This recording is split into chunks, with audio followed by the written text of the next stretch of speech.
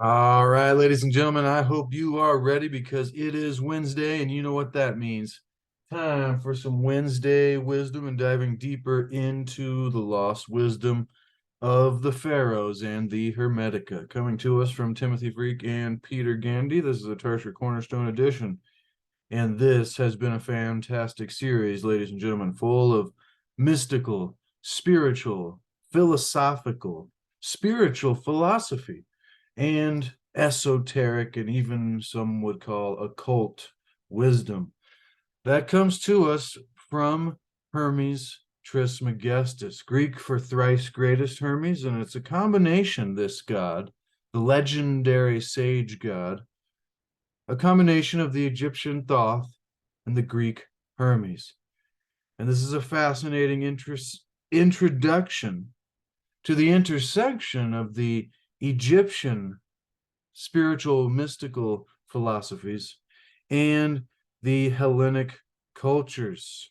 And so, ladies and gentlemen, this takes us back to the wisdom of the ages and the lost wisdom of the pharaohs. Today, we are on section 15, ladies and gentlemen, entitled Death and Immortality. This sounds fascinating, and it always is fascinating. So, once again, thank you for being here, ladies and gentlemen. I just realized I left my tea sitting in the kitchen, so I might be headed that way to pick it up. But before we do that, in this chapter, Hermes explores the nature of death and the fate of the soul which survives it. Before this section, ladies and gentlemen, if you've missed any other previous videos in this series, please be sure to go back and check them out after this one, because before this, we've gone through so much. Not only the history of Hermetics and the Hermetica and how it has survived from Egypt at least 3,000 years ago and has come to us through Alexandria, the city of Alexandria, ladies and gentlemen, was rich in esoteric knowledge. And this is something that not many people think about, but Pythagoreanism, Chaldean oracles, Greek myths, Platonic and Stoic philosophy, Judaism, even Christianity, the Greek mystery schools, Zoroastrianism, astrology, alchemy, Buddhism, and of course the ancient Egyptian religion and mystery schools were all practiced, studied, and compared, discussed side by side. Can you imagine the profound revelations and analogies and correlations and breakthroughs and greater understandings that we could get to by being able to put aside our differences and compare and study and practice and discuss each of these ancient and all of the ancient, I just like to call it wisdom of the ages, but the every lost spiritual tradition that was then destroyed by the birth of the intolerant Christian Holy Roman Empire. And despite the sophistication and the cultural achievements, I'm paraphrasing from the book here, despite the sophistication and the cultural achievements of the ancients, the Christians began to refer to all of these wonderful, rich spiritual traditions that had the wisdom of the ages and the knowledge of reality and an awareness and understanding of the nature of how the universe functions and how we can interact with that in order to have an influence on our lives and the world. All of that became dismissively referred to as pagans and paganism, which means country dwellers. And so eventually the fall of Alexandria happens. The Christians begin to seize these pagans, destroy them, destroy their leaders in terrible ways. not to mention Hypatia of Alexandria. Again, so sad, a story. But, ladies and gentlemen, with that being said, after these pagan temples were destroyed, and the Christians began this idea of book burning to destroy the lost knowledge that would go against their new control structure that they were building. Now, this isn't to say that Christians nowadays are bad people. Disclaimer. There's plenty of people of all religions that are just perfectly fine people. But it is this philosophy and this control structure that was constructed by not just common people, not common people at all, but the Christian Roman Emperor Theodosius, if that's how you pronounce it, closed pagan temples across the empire and began this previously unknown phenomenon of book burning. And so for the West, it says here, the 5th century ushered in a 1,000-year period, appropriately known as the Dark Ages. Ladies and gentlemen, we've talked about the cycles of the Golden Ages and the Atlanteans and the fall into the Dark Ages and what we've just discussed, and how this knowledge has made its way through time, survived. After that, after it escaped Alexandria, the Hermetica became a secret inspiration for the important undercurrent in Islamic philosophy. And so it made its way to the Middle East. And then eventually, even to Europe and England. The works of Hermes had a profound effect on the circle of courtiers surrounding Queen Elizabeth I, ladies and gentlemen. This is reminding us why we are doing this, because this knowledge, I mean, not this little translation version of this book, but this wisdom overall, which is under a massive umbrella of all kinds of philosophy, but Hermetics, ladies and gentlemen, this being an introduction to this philosophy and this lost wisdom of the ages. I think of the Atlanteans, but they say the lost wisdom of the Pharaohs. And so, Queen Elizabeth's personal astrologer, whom she referred to as her philosopher, was the enigmatic Hermeticist John Dee. Now, William Shakespeare, George Chapman, many, many great minds and great times have been influenced by the mystical power of this ancient Egyptian work and the ancient esoteric, spiritual, mystical Egyptian religion of Hermes that was the ancestor, well, of the Greek mystery schools. So, ladies and gentlemen, then there was the demise and the wisdom of the Pharaohs, and later, even through the Renaissance, ladies and gentlemen. But then the first section was the prophecies of Hermes, and in that chapter, Hermes describes the nature of pure philosophy, but laments that in future generations it will become all but lost, until a time again where we are ready to receive it again, where those will pursue philosophy, as the lines of Hermes says, with single-mindedness and purity of heart. And so, the second section was the initiation of Hermes. And in that chapter, Hermes described a mystical vision of which the creation of the cosmos was shown to him, upon which all his later writings were based. And so these lead in sequence, ladies and gentlemen. And then the third section was the being of Atum. In that chapter, Hermes described, and we described in these videos, while we attempted to describe, as always we know is impossible to really describe, the nature of God, or in Hermetics, Atum. Although God cannot be defined with words, which we understand, Hermes gives some clues for us to contemplate. And we'll go back to the most important line to keep in mind, ladies and gentlemen, from the prophecies of Hermes in the very first 4 lines, is that pure philosophy is spiritual striving through constant contemplation to attain true knowledge of Atum, the one God, or reality, or the universe, ladies and gentlemen. But this constant contemplation. And so, section 4, after contemplating the being of Atum, we then contemplated creation. And in that chapter, Hermes teaches us how we can see God by contemplating creation and reality and seeing it in a new way.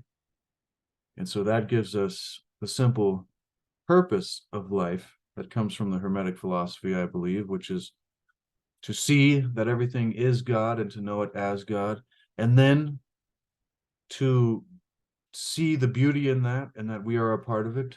And once you can do both of those, then you tend to it. And it's simple, ladies and gentlemen. Let me grab my tea real quick. All right, ladies and gentlemen. Soothing pleasures are the best, and tea soothes the soul. I got this cool cup from my mom many years ago, and it's treated me well, but as you can see, it's cracking and it's still hanging on, ladies and gentlemen. But hopefully you got yourself a beverage of choice, cold or hot, and you're comfy, because we're about to dive in once we finish our little recap of how we've gotten to where we are here in this journey and this mystical esoteric knowledge of the Hermetica and the lost ancient Egyptian religion. I like to call it spiritual philosophy. But today, ladies and gentlemen, the T says, gratitude is not about what is received. It's about how you receive what is there. Wow. So that goes to the philosophy of you find what you look for, or when you change the way you look at things, the things you look at change. Because gratitude is not about what is received, but it's about how you receive what is already there.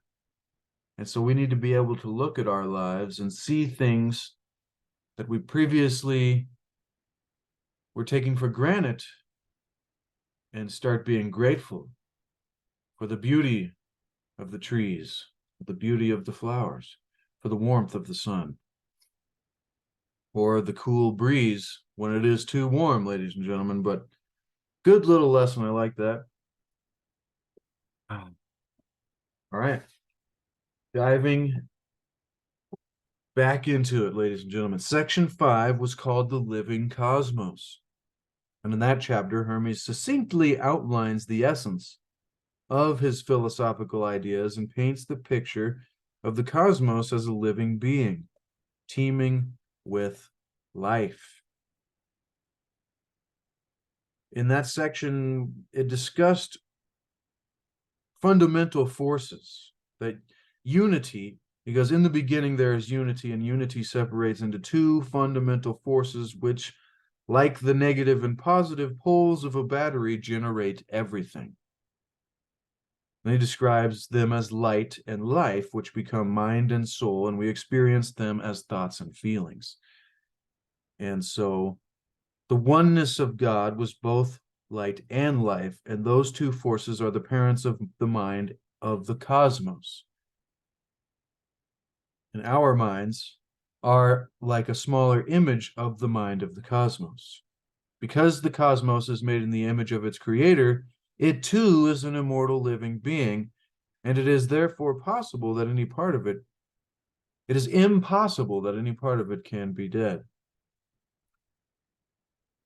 Speaking of the cosmos, which is completely saturated with soul, the life force, quote unquote. So, ladies and gentlemen, then section 6 was the circle of time. And in that chapter, Hermes explored the nature of time and change, which was very deep in its own right. And then in the next section, 7, we went over the gods. And Hermes discussed the many powers through which God administers creation. the 7 or the 5 planetary gods, and the sun and the moon, and their power, and the light of the pure energy, the god Ra is the sun, which gives and never expects in return. The hierarchy of creation was section 8. And in that chapter, Hermes summarized his teachings on the way in which God creates and maintains the cosmos and all that it contains. And so, section 9, creation of humankind, discussed the principles by which God created the cosmos, and in that chapter, Hermes describes the making of mankind. And then, the birth of human culture, discussed how human beings became civilized and created culture under the guidance of the god Osiris and the goddess Isis.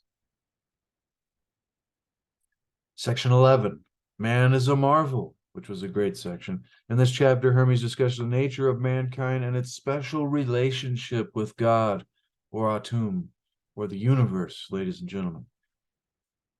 The Force, as I like to call it. And then section 12, last week, I believe, right? Aren't we on 13? No, ladies and gentlemen. So then we went through the zodiac and destiny and began getting into astrology. And so Hermes explained in section 12 the power of the zodiac that controls the fate of men and the possibility of becoming free of its limiting constraints, which is very fascinating. Then, even more interesting, was the universal and the particular in section 13.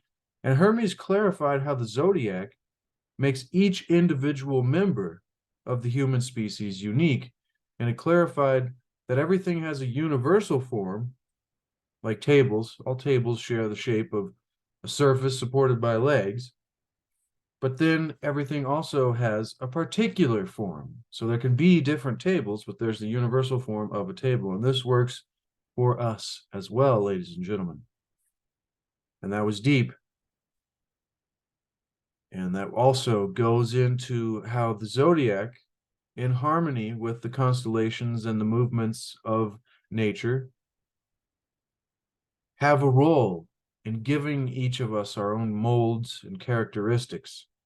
It said, for a powerful soul will have a powerful body. And, those kind of things, for example. And so then we went into the incarnation of the soul. In that chapter, Hermes revealed how souls incarnate into physical form, which talked about the embodiment of the non-physical into the physical. And as well, the same thing of the astrological aspect and how that's intertwined with each individual human being and everything else in reality and creation. And so, today we find ourselves on section 15, ladies and gentlemen, titled Death and Immortality. And so, in this chapter, Hermes explores the nature of death and the fate of the soul which survives it. So, once again, reading from the Hermetica, The Lost Wisdom of the Pharaohs by Timothy Freke and Peter Gandy for purposes of teaching and commentary and expanding the mind so that we can have a greater awareness and understanding of the nature of reality through the lost wisdom of the ages so that we can increase the quality of our lives, of our experience. While we're here in this experience that even the gods are jealous of, for us to have this experience of the dual nature of mortality and immortality in the mind of God while being confined to a mortal position of being particular while also being part of the universal. Now, this section begins by saying, quote, from mankind's perspective, time is a destroyer. Through the process of time, we age and we die. From a cosmic perspective, time is an endlessly repeating cycle, measured by the constant revolutions of the stars. Whilst the things of earth are always changing, the orbits of the stars are always moving yet remain the same. Hermes asks, could something as impermanent and transitory as our earthly existence be regarded as anything other than an illusion? Yet this illusion arises from an underlying permanent reality. See, this makes me think of the simulation theory, that we're out here in a simulation of some kind. And that this suggestion that could something as impermanent and transitory as our earthly existence be regarded as anything other than an illusion because it is so transitory? Yet this illusion arises from underlying permanent reality. The discovery of the permanent within the impermanent is the reward of the spiritual quest. This is deep. I'm finding it difficult to elaborate so far. Hermes teaches us that we must accept the inevitable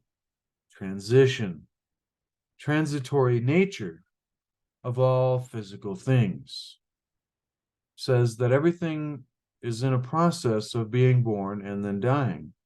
The old must pass away so that the new can come into existence. New shoots are born from the decaying remains of old vegetation. And these new shoots will, in turn, eventually decay and die. He teaches, however, that a human birth is not the beginning of the soul, only its incarnation as that particular person.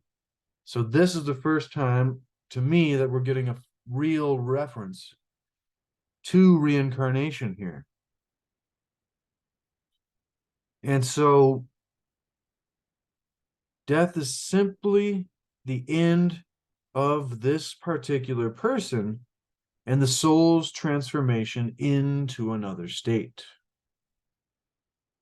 Death is just the discarding of a worn-out body. Most people are ignorant of this fact and therefore needlessly fear death. Getting over the fear of death, ladies and gentlemen, may be one of the more powerful things, but you really have to convince yourself of this spiritual philosophy, that your soul lives a lot longer than your body. I mean, live might be a weird term because that's a mortal term, but our souls, ladies and gentlemen, or our spirits, or however that is for you, whatever that be for you, because this is all open to contemplation once again. And so if some terms are used that don't quite fit with the terms that you think, then feel free to keep contemplating, ladies and gentlemen, to come to understanding.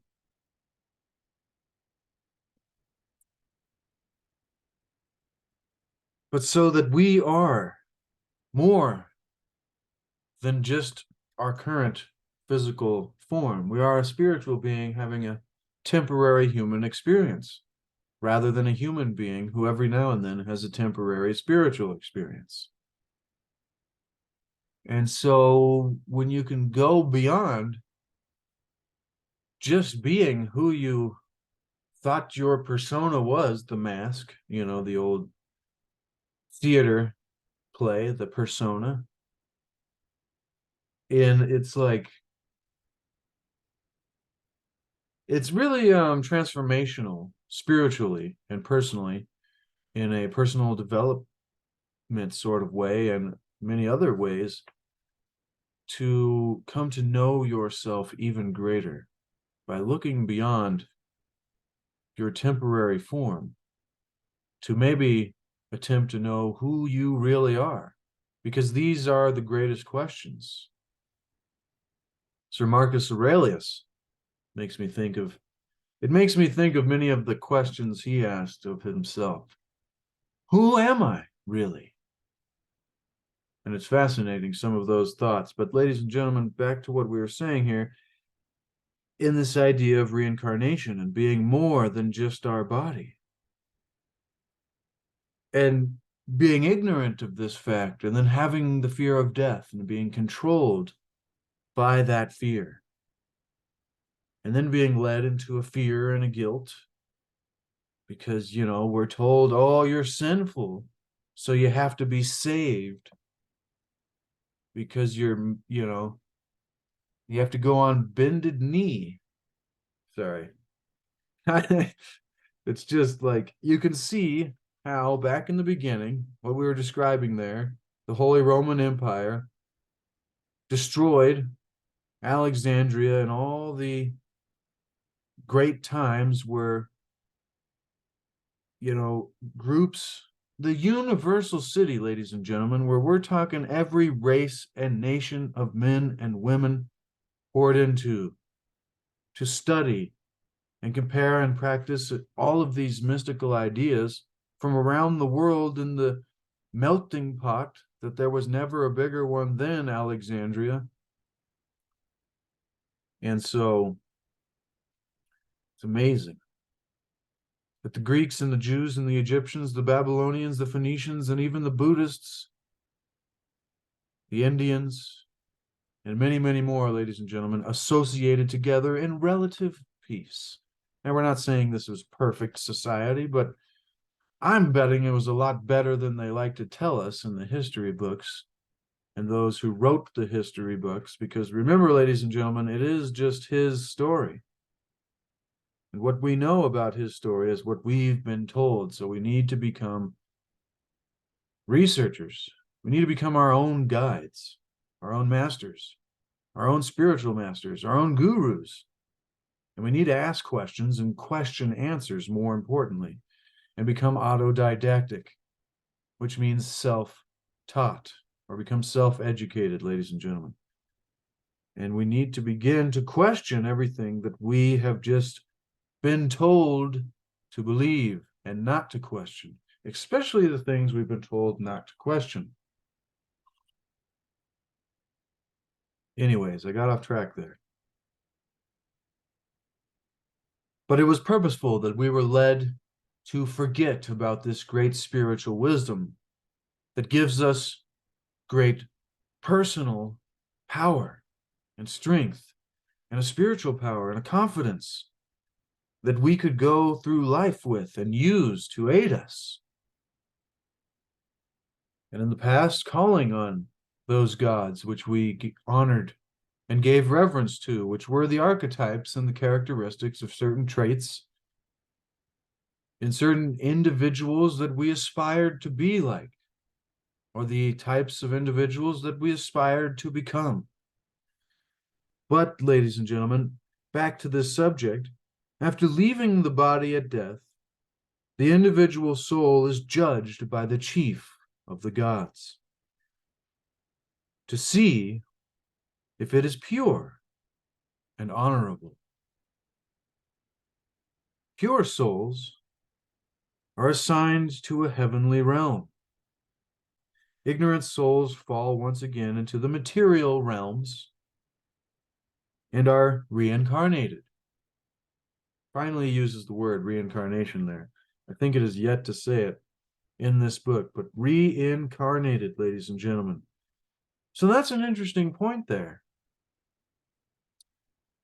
And it makes me think of the weighing of the souls in the old Egyptian hieroglyphs and that process.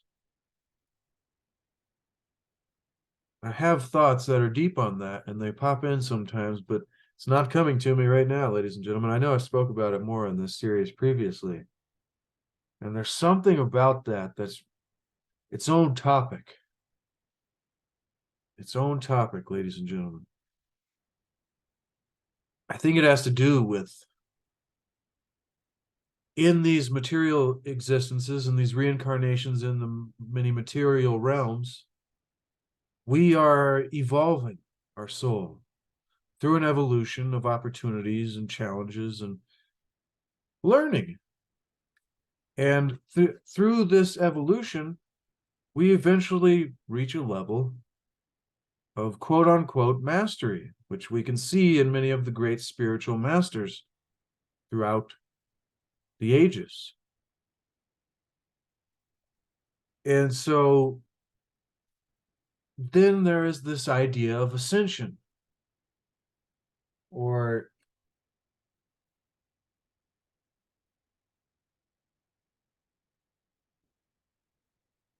becoming an avatar.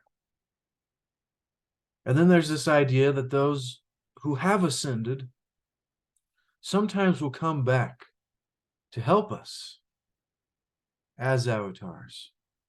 And this is a big, idea in the Buddhist philosophy or in the Vedic traditions. I'm not, perfect on anything. So if I slip something up, ladies and gentlemen, give me some grace here, because I'm not about trying to be perfect here. I'm just trying to get somebody who hasn't yet gotten serious about this kind of lost wisdom, this spiritual, mystical philosophy. Because when you get the right taste, and once you get into researching and studying these kind of things, it really has a profound impact on the way that you begin to view your life in a positive way. And it begins to change the way that you live your life. And it changes the things that are important and less important. I think it really helps in a positive way. That's just my own personal experience, ladies and gentlemen, because, think of it. If you're stuck in fear of being a sinner your whole life, I'm just referencing Christianity because that's how I was raised. My whole childhood, up until I finally realized that how is it possible that every other religion on the planet could have been wrong for longer than before Christianity was even invented. And then when you start to realize that, many more questions come up, and you start to get into comparative religion and see how many of them have similar ideas, and they correlate to each other, and they seem to kind of be saying the same story with different names and places, and a few differences here and there of doctrine or dogma, and things that eventually led to arguments and wars in the past when our consciousness was lower, I'm supposing. But that all correlates to me thinking that there are cycles of higher consciousness times and lower consciousness times. And it is just natural for there to be these times because it is the process of the polarities. Remember the positive and negative poles on a battery to create the working of the oneness or the energy. And that process allowing, back to what we were saying, the evolution of our spirit or of our soul, which birth or death is not the beginning or end of these souls, but only it's our incarnation as a particular experience. And that death is just the discarding of a worn out body or a house or a vehicle or a little temple to temporarily house our souls and give us this duality experience so that we can continue to learn and to evolve and to ascend up this ladder of enlightenment, so to speak, illumination, understanding, awareness, maybe even just experience. And then knowing this, and therefore releasing the fear that almost all of us go through our lives with, of trying to run away and get away from death. And if you look at fears, this goes to psychology and parapsychology. I think that's what it's called. But when you look at most people's common fears and you ask the question, okay, like, where does that spring from? Like, what are you actually afraid of behind that? And then behind that, and behind that. And once you do these, the game of 20 questions, so to speak, you usually find that it leads to simply being afraid of dying somehow. And once you can eliminate that, then you can work backwards and hopefully eliminate your irrational fears. But that's a different practice. And I am not a psychologist, although I love researching psychology. I love researching spirituality, philosophy, mysticism, all of these things, ladies and gentlemen. But once again, I am no master. I'm just a beginner here on the journey. And if you're joining me on this journey, then thank you for being here so much. I love and appreciate all of those of you who would spend time here with me and Hermes, Timothy Freke, and Peter Gandy, and the lost wisdom of the Pharaohs, and everything else we go through on this channel to discover the lost wisdom of the ages and the mysteries of our history, so that we can create a greater awareness and understanding of the nature of reality to increase the quality of our experience. If you're getting value, consider subscribing and smash the like button. Let's continue. Because this part here about after leaving the body, so you can imagine how much fear we might have had, but then like, whew, you pop out and you're like, whoa, this isn't, it's impossible for us here to remember, I think, this experience, but there are many who talk of it. But at this time, the individual soul is judged by the chief of the gods. So maybe it is scary to be judged, but not if you know that you probably need to learn more than you're kind of expecting to be sent back to a material existence. See, it's funny because in previous verses, it talked about during the incarnation of the soul, how the soul lament. Some of them wailed and moaned. He said, Hermes or Thoth said, I have seen a vision of souls about to be put into their bodies, and they wailed and moaned and struggled against their doom and shrieked and said, what a cruel fate it is to be, so it's like it's a terrible thing for the soul to come back to experience. What hard necessities wait for us? What hateful thing will we have to do to meet the needs of the body that will quickly perish? But, ladies and gentlemen, what I was getting at is that is very interesting because it's contrary to man being a marvel, which it's like man is the most divine of all beings. For amongst all living things, Atum associates with him only, speaking to him in dreams at night, foretelling the future for him in flights of birds and in the bowels of beasts. Disgusting rituals to see the future, ladies and gentlemen. I don't know if we want to go that far, but those were in the whispering oak. So that would be a much better way to tell the future, using the oaks and the birds in the air than the bowels of beasts. But see, all other living things only inhabit one part of the cosmos: fishes in the water, animals on earth, birds in the air, the gods in the heavens. But man penetrates all of these elements with his sense of sight. He even grasps the heavens. So to speak without fear, and this is Hermes talking in the translation of his own words, human beings are above the gods of heaven, or at least their equal. For the human body encloses pure mind of Atum, which is the second god. By thought, we may come to knowledge of Atum.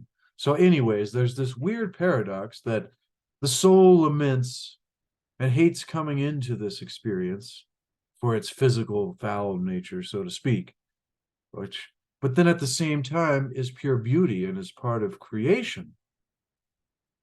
This is fascinating to ponder on, ladies and gentlemen, because this is the positive and negative polarities of the paradoxical unity of duality in reality that we find ourselves currently in.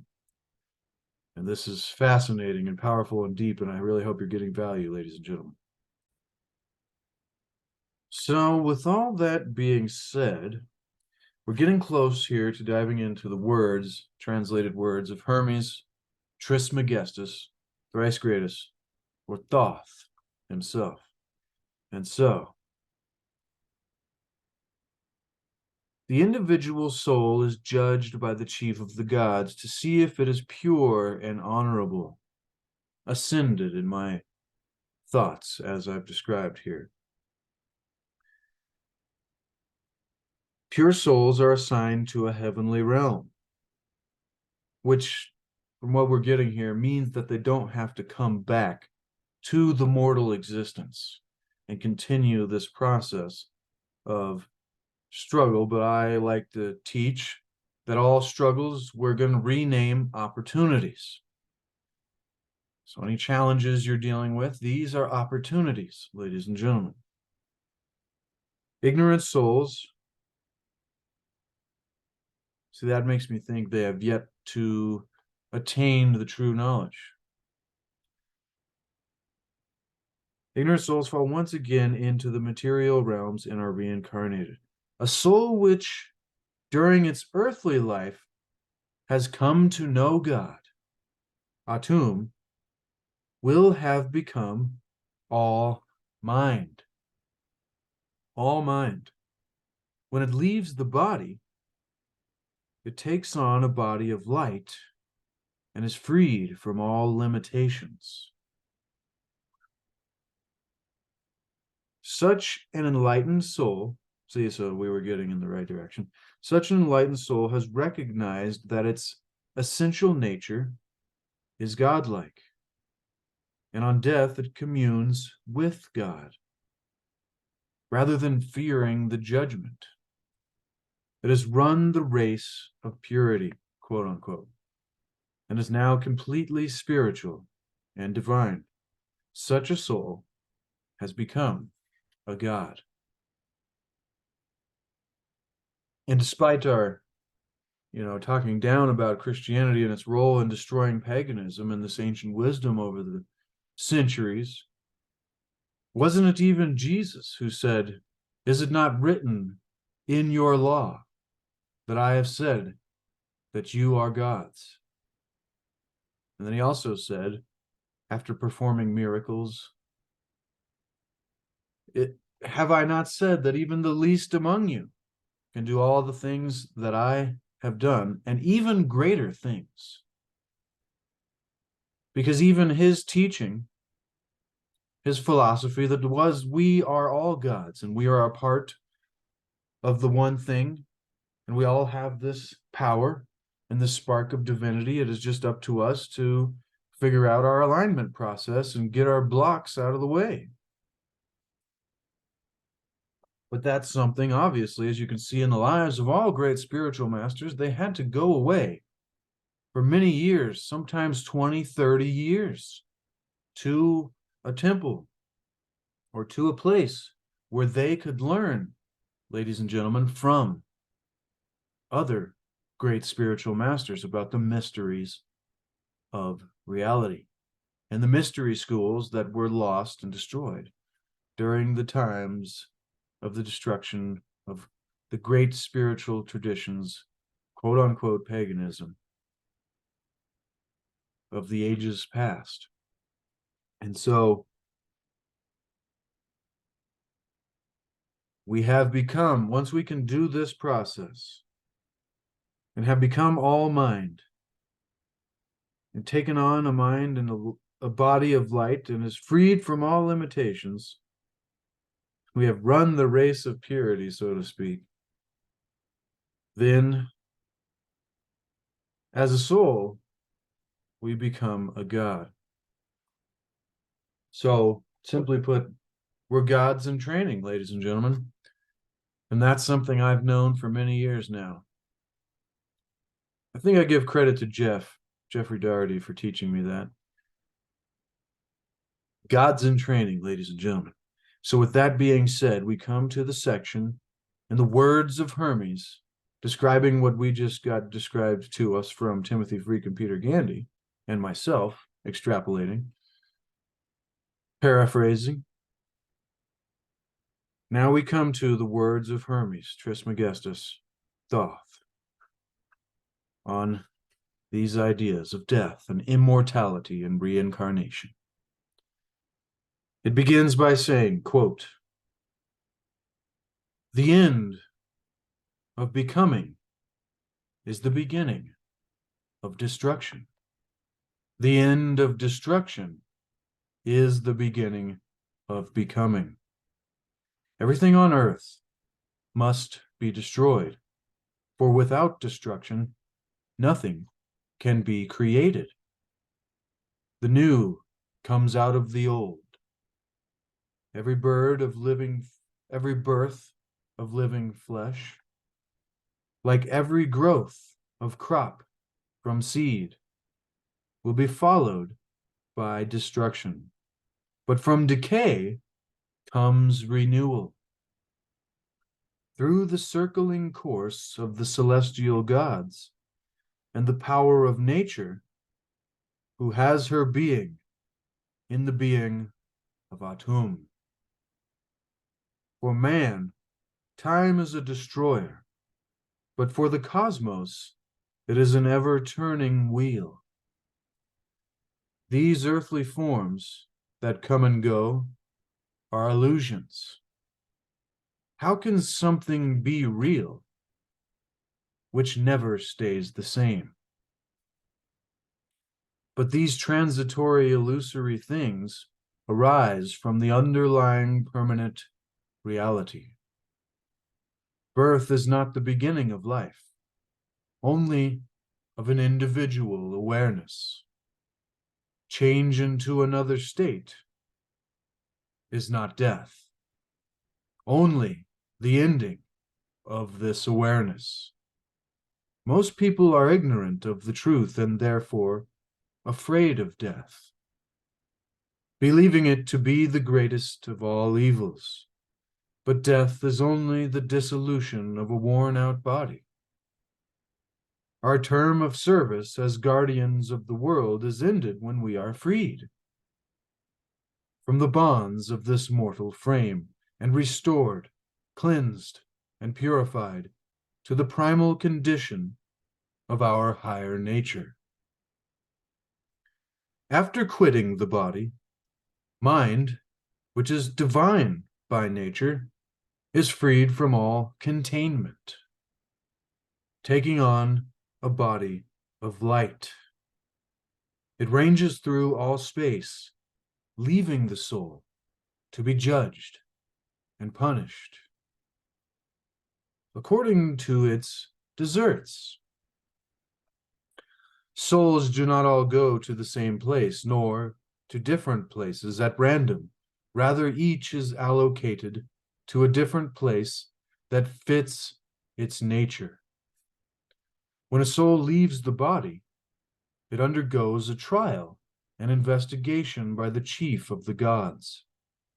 When he finds a soul to be honorable and pure, he allows it to live in a region that corresponds to its characteristics. But if he finds it stained with incurable ignorance, he hurls it down to the storms and whirlwinds where it is eternally tossed between sky and earth on the billowing air. Only a good soul is spiritual and divine, having wronged no one and come to know Atum. Such a soul has run the race of purity and becomes all mind. After it leaves its physical form, it becomes a spirit in a body of light, so that it may serve Atum. At the dissolution of the body, from the physical form, first the physical form is transformed and is no longer visible. The vital spirit returns to the atmosphere. The bodily senses go back to the universe and recombine in new ways to do other work. Then the soul mounts upwards through the structures of the heavens. In the first zone, it is relived of growth, relieved of growth and decay. In the second, evil and cunning. In the third, lust and deceiving desire. In the fourth, domineering arrogance. In the fifth, unbalanced audacity and rashness. In the sixth, greed for wealth. And in the seventh, deceit and falsehood.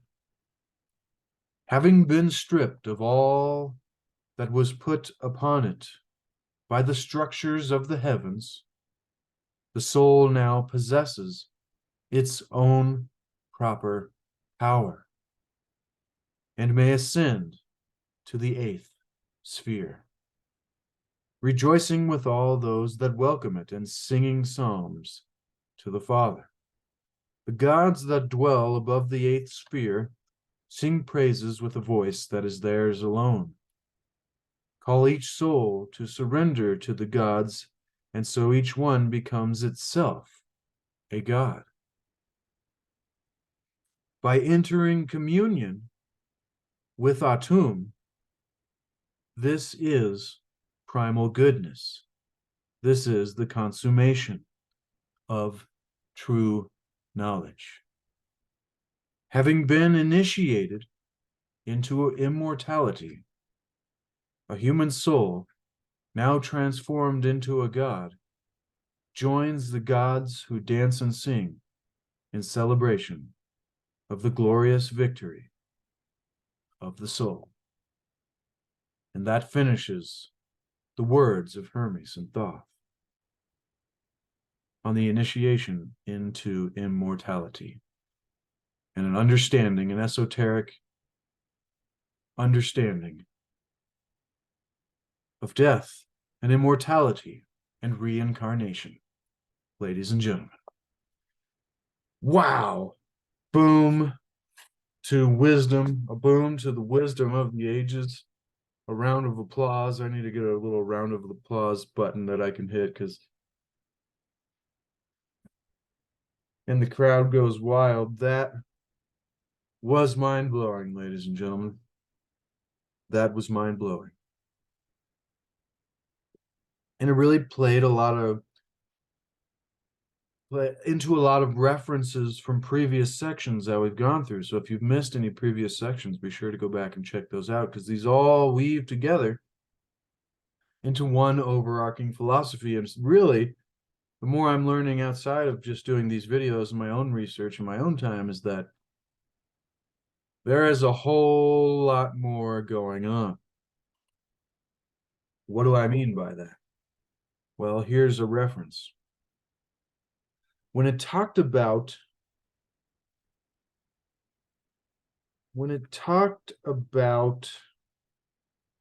this section of decay, but from decay comes renewal. And through the circling course of the celestial gods and the power of nature, from every birth of living flesh is like every growth of crop from seed, coming from decay. See, there's this very, very fascinating part of Hermetics about bringing life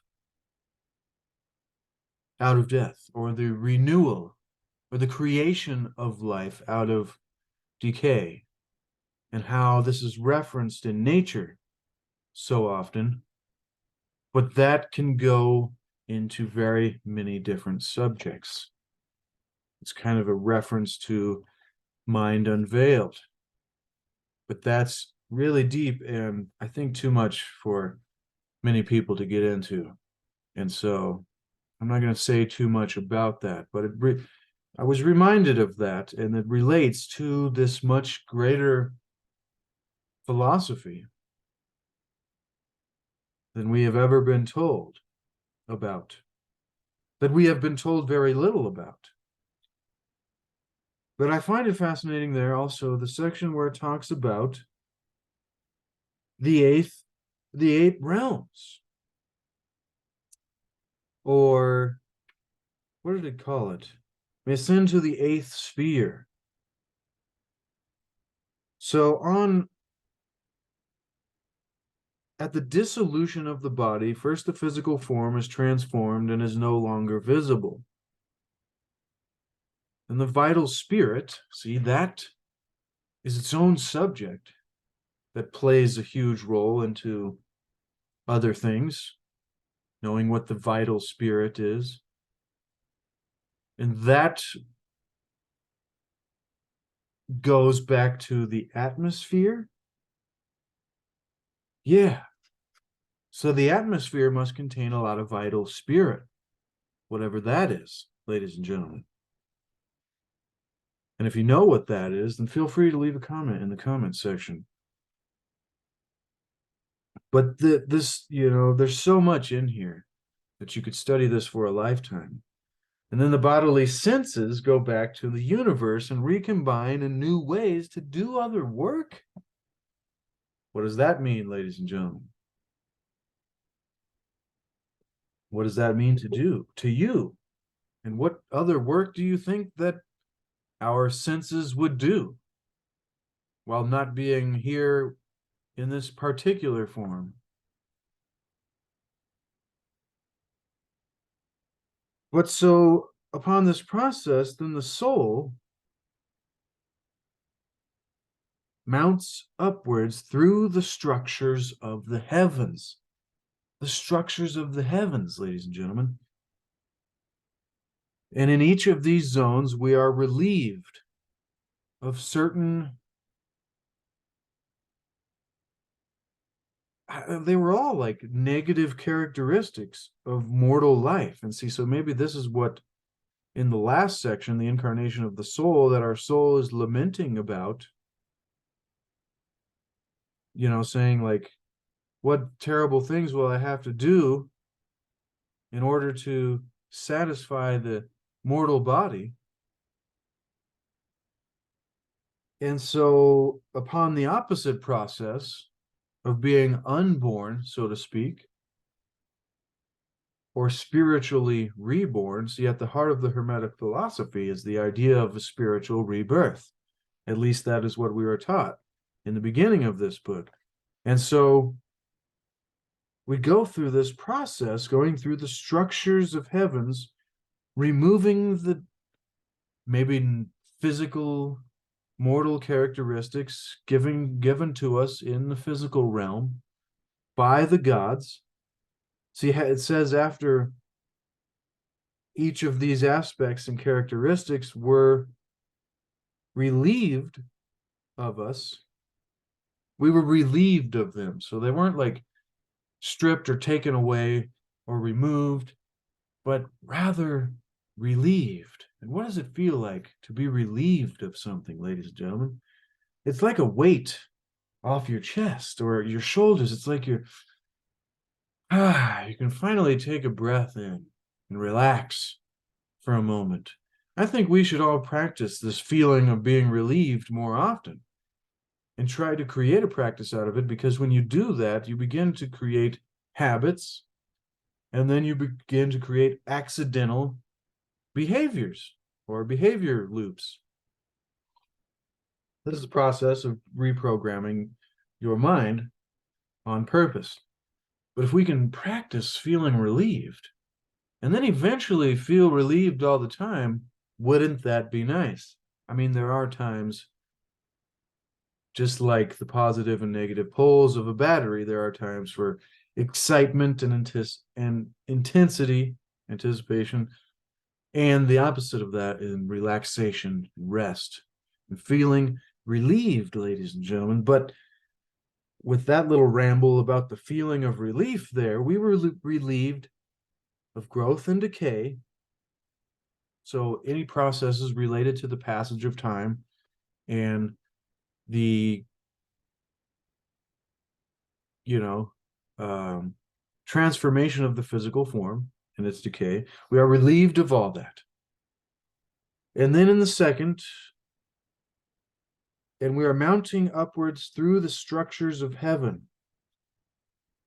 So in the first structure of heaven, we are relieved of that growth and decay. And then in the second, of evil and cunning, which is interesting. And then the third, lust and deceiving desire. And the fourth, domineering arrogance. And there could probably be a lot to be said about the order of each of these and being relieved of one after the other and becoming more and more of that divine, spiritual. Like it said, once we were relieved of all of these, having been stripped of all of what was put upon us by the gods and the zodiac and astrology and destiny, when we came into incarnation, as we learned about the last few episodes on this series, we can go back to our own proper power and may ascend to the eighth sphere, which I found there some very Christian lines, like singing psalms to the Father. What does that mean, and what does that actually translate to? Because we know the Father was like a trickery to get us to think of Yahweh, or certain, not giving reverence to this universal understanding that God is no particular judge that's going to kick our butt. And there's a lot of crazy stuff that goes on in the Old Testament. But, ladies and gentlemen, that is a debate for a different day. And as you can tell, I have my own feelings on that. We can all have our own feelings on a lot of these things. And this is what it's all about. Remember, if we could ever get back to a time, ladies and gentlemen, like we were talking about in the beginning, where we could come together, where the heirs and the propagators of paganism, where we can come together, ladies and gentlemen, where Pythagoreanism, Chaldean oracles, Greek myths, Platonic and Stoic, Hermetic philosophy, Judaism, Christianity, the Greek mystery schools, Zoroastrianism, astrology, alchemy, Buddhism, and every other religion you could possibly think of could come together in relative peace and put aside our differences for the purpose of greater things and ascending in the level of consciousness and as a spiritual society and race, and that a new golden age can be born out of this, and that we can practice and study and compare and discuss our philosophies side by side. But like one man told me one time, wow, Chase, these are high and lofty goals here. What would you try, what would you like to do in the next year or so? I'm like, yeah, sorry, I kind of have these 10,000 year goals here, trying to see humanity through to the enlightenment, or the next golden age, and at least hopefully have some small role in that. Because I liked what it said there earlier, that we were like tending to the earth, that we are, where did it say? It also said not to different places at random. I really like that bit about it goes to a place that fits its nature, goes to a place that corresponds to its characteristics, talking about us or the soul. And I've always loved this idea of resonation. And whatever you resonate, whether that be, lust and greed and evil and hate, or the opposite of those things, the vibrations of those frequencies and resonations will attract you to areas in the non-physical realm that will correspond with your nature and your characteristics. But where was that? Where it told us we were like taking care of the earth. We're like its guards. Yeah, our terms of service as guardians of the world is ended when we are freed from our life. So it's like a term of service. Wonder where that term of service contract is in the ether, ladies and gentlemen, or what's it called? The universal record, the Akashic record. Wonder where that term of service agreement is, ladies and gentlemen, that we are to be guardians of the world. But see, this goes back to the earlier understanding in previous sections, like in the creation of humankind, is that we are here to tend